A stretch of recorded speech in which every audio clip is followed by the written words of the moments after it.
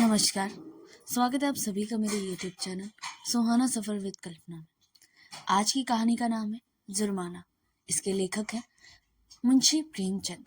तो चलिए सुनते हैं आज की कहानी। ऐसा शायद ही कोई महीना जाता कि अल्लाह रखी के वेतन से कुछ जुर्माना न कटता। कभी कभी तो उसे 6 के 5 ही मिलते, लेकिन वह सब कुछ सहकर भी सफाई की दारोगा मुख्य खैरात अली खां के चंगुल में कभी ना आती।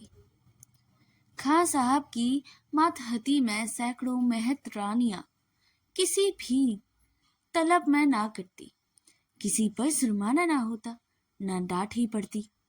खां साहब नेक नाम के थे, दयालु थे, मगर अल्लाह रखी के उनके हाथों बराबर ताड़ ना पाती थी। वह कामचोर ना थी, बेअदब नहीं थी, फूहड़ नहीं थी, बदसूरत नहीं थी।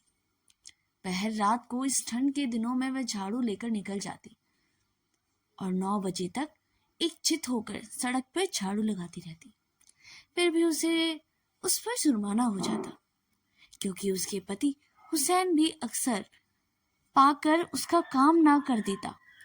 लेकिन नारा रखी के किस्मत में जुर्माना देना था। तलब का दिन औरों के लिए हंसने का दिन था, अल्लाह रखी के रोने का। उस दिन उसका मन जैसे सूली पर टंगा रहता। ना जाने कितने पैसे कट जाते। वह परीक्षा वाले दिनों की तरह बार बार जुर्माना की रकम की तखमीना करती। उस दिन वह थककर जरा दम लेने के लिए बैठ गई थी। उसी वक्त दारोगा जी अपने इक्के पर आ गई। वे इतना कहती रही, हजूर अली, मैं फिर काम करूंगी, लेकिन उन्हें एक ना सुनी। अपनी किताब में उनका नाम नोट कर लिया। उसके कई दिन बाद फिर ऐसा ही हुआ। वह हलवाई से एक पैसे के सेवड़े लेकर खा रही थी। उसी वक्त दारोगा ने जाने किधर से निकल पड़ा और फिर उसका नाम लिख लिया गया था। ना जाने कहाँ छिपा रहता था। जरा भी सुस्ताने लगे कि भूत की तरह आकर खड़ा हो जाता। नाम तो उसने 2 ही दिन लिखा था, पर जुर्माना कितना करता अल्लाह जाने। 8 आने से बढ़कर 1 रुपया ना हो जाए। वह सिर झुकाए वेतन लेने जाती और तखमीने से कुछ ज्यादा ही कटा हुआ पाती। कांपते हुए हाथों से रुपए लेकर आंखों में आंसू भरे लौट आती।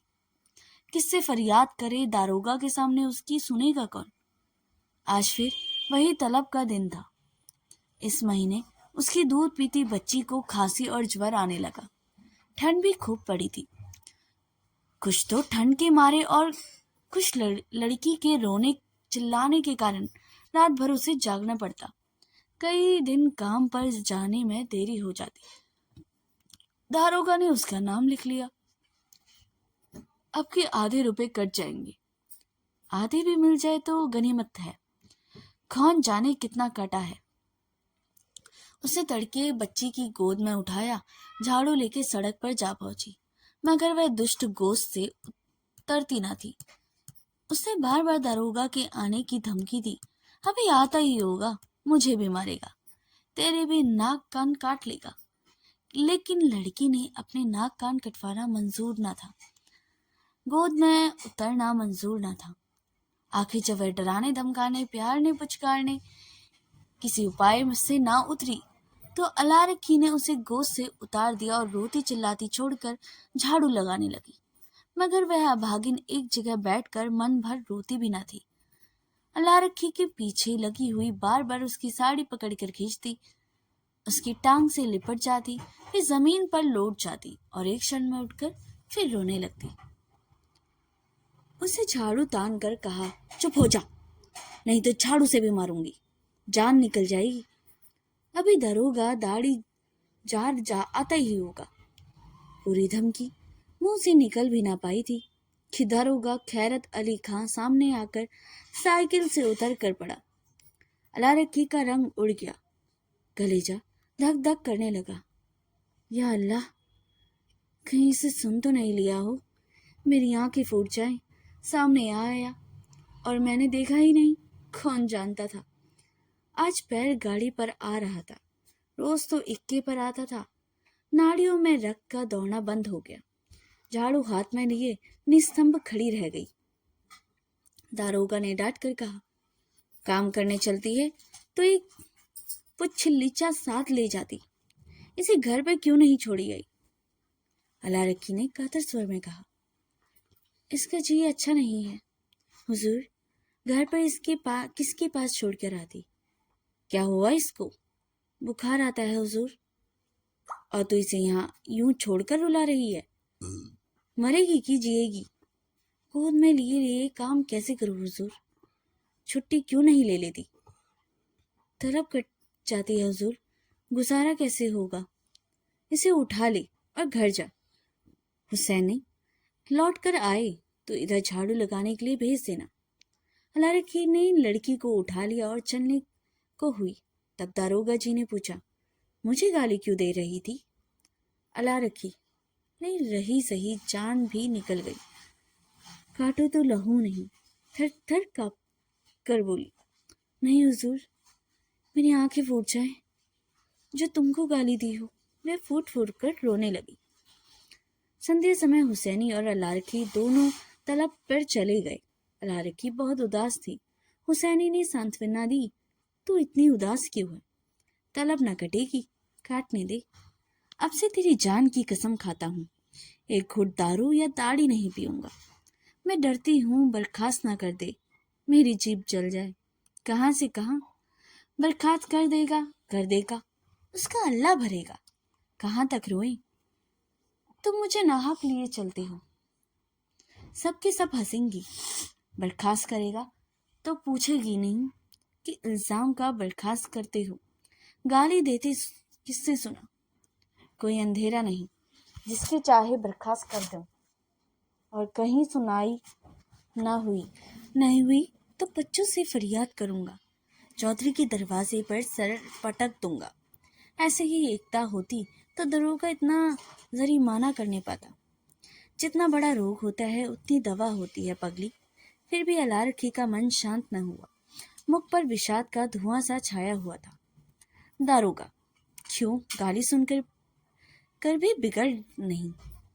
उसी वक्त उसे क्यों नहीं बर्खास्त कर दिया? वह उसकी समझ में ना आता। वह कुछ दयालु भी मालूम होता था। उसका रहस्य वह ना समझ पाती थी। और वो जो चीज हमारी समझ में नहीं आती उससे हम डरते हैं।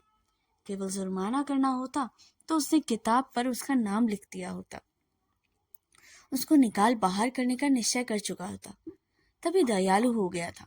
उससे सुना कि जिन्हें फांसी दी जाती है उन्हें अंत में खूब पूरी मिठाई भी खिलाई जाती है। जिससे मिलना चाहे उससे मिलने दिया जाता है। विश्वस्त बर्खास्त करेगा। म्युनिसिपैलिटी का दफ्तर आया। हजारों महत रानियां जमा थी। रंग बिरंगे के कपड़े पहने, बनाव श्रृंगार किया। पान सिगरेट वाले भी आ गए, खोचे वाले भी। पठानों का दल भी अपने आसमियों से रुपए वसूली करने जा पहुंचा था। वह दोनों भी जाकर खड़े हो गए। वेतन बांटने लगा। पहले महत रानियों का नंबर था। जिसका नाम पुकारा जाता वह लपक कर जाती और रुपए लेकर दारोगा जी को मुफ्त में दुआएं देती चली जाती। चंपा के बाद अलारक्की का नाम बराबर पुकारा जाता था। आज अलारक्की का नाम उड़ गया था। चंपा के बाद जहरून का नाम पुकारा गया, जो अलारक्की के नीचे था।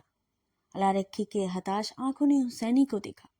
महत रानियों ने उसे देखकर कानाफूसी करने लगी। उसकी जी में आया घर चली जाए। वह उपहास नहीं सहा जाता। जमीन फट जाती कि उसमें समझ आती। एक के बाद दूसरा नाम आता गया और अलारक्की के सामने वृक्षों की ओर देखती रहती। उसे अब इसकी परवाह न थी कि किसका नाम आता और कौन जाता है, कौन उसकी ओर ताकता है, कौन उस पर हंसता है।